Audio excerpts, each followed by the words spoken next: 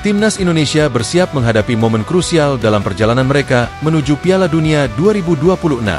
Pada Kamis, 5 Juni 2025, skuad Garuda akan menjamu Cina di Stadion Utama Gelora Bung Karno dalam lanjutan kualifikasi Piala Dunia 2026 zona Asia. Pertandingan ini menjadi laga hidup mati yang sangat menentukan nasib tim untuk lolos ke putaran berikutnya. Kemenangan terakhir Timnas Indonesia atas Bahrain dengan skor 1-0 pada 25 Maret 2025 memberikan secercah harapan baru. Meski masih tertinggal dari Australia dan Arab Saudi, peluang untuk menembus 3 besar masih terbuka lebar jika mampu meraih kemenangan dalam 2 laga sisa. Menghadapi pertandingan penuh tekanan ini, PSSI pun memastikan persiapan lebih matang. Ketua Umum PSSI, Erick Thohir, menegaskan pentingnya waktu persiapan yang lebih panjang untuk membangun chemistry tim. Kami akan berusaha memberikan waktu terbaik bagi pemain agar tampil maksimal melawan Cina dan Jepang, ujarnya. Persiapan matang menghadapi Cina. Setelah meraih kemenangan penting atas Bahrain dengan skor 1-0 pada 25 Maret 2025, Timnas Indonesia kini mengumpulkan 9 poin dari 8 pertandingan di grup C. Meski masih di posisi keempat, peluang untuk menembus 3 besar masih terbuka. Ketua Umum PSSI, Erick Thohir, menekankan pentingnya persiapan lebih panjang jelang laga melawan Cina dan Jepang. Insya Allah, persiapan 5 dan 10 Juni kita akan coba cari waktu lebih panjang lagi. Pemain butuh waktu membangun chemistry dan kepercayaan, ujar Erick. Tantangan berat tanpa pemain kunci. Timnas Indonesia harus menghadapi Cina tanpa beberapa pemain kunci seperti Marcelino Ferdinand dan Martin Paes akibat akumulasi kartu kuning. Namun, pelatih Timnas, Patrick Kluivert diharapkan mampu menyusun strategi efektif untuk memaksimalkan skuad yang tersedia. Dukungan supporter di GBK juga diharapkan menjadi motivasi tambahan bagi para pemain. Setelah melawan Cina, Timnas akan langsung menghadapi tantangan berat melawan Jepang pada 10 Juni 2025 di Suita Municipal Stadium, Osaka. Untuk lolos ke Piala Dunia 2026, Timnas Indonesia harus meraih kemenangan dalam 2 laga sisa. Saat ini, mereka tertinggal 4 poin dari Australia, peringkat kedua, dan 1 poin dari Arab Saudi, peringkat ketiga.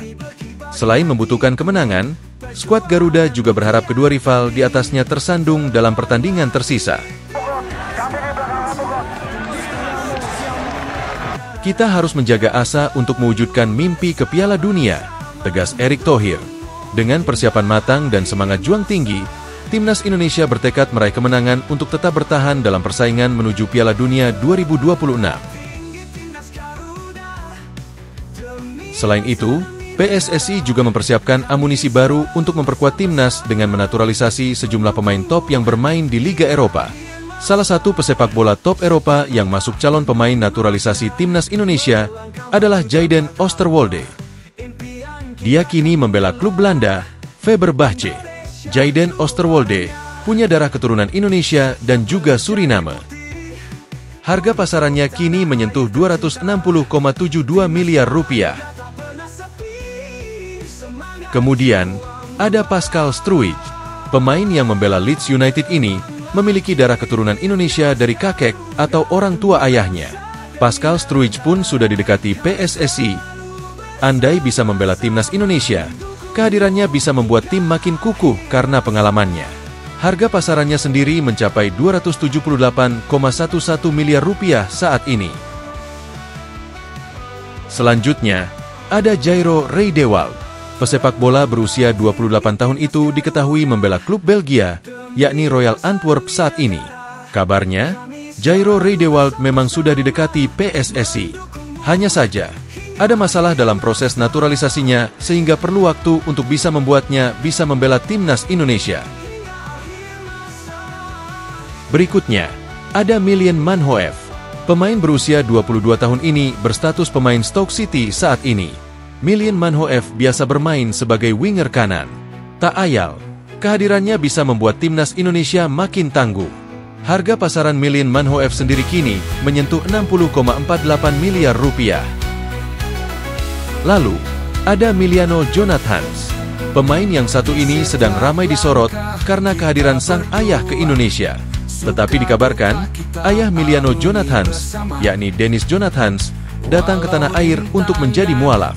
Andai benar Jonathans bisa dinaturalisasi, dia akan menambah kekuatan di lini serang skuad Garuda. Jonathans sendiri kini membela FC Utrecht. Terakhir, ada Tristan Gooijer. Dia merupakan rekan setim Eliano Reijnders di klub Belanda, yakni PEC Zwolle.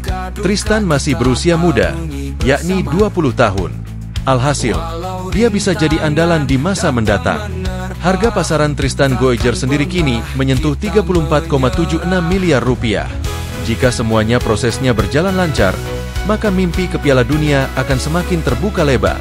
Dan bukan mustahil timnas Indonesia akan berlaga dalam perebutan piala paling bergengsi di muka bumi dan akan mencetak sejarah baru dalam sepak bola dunia.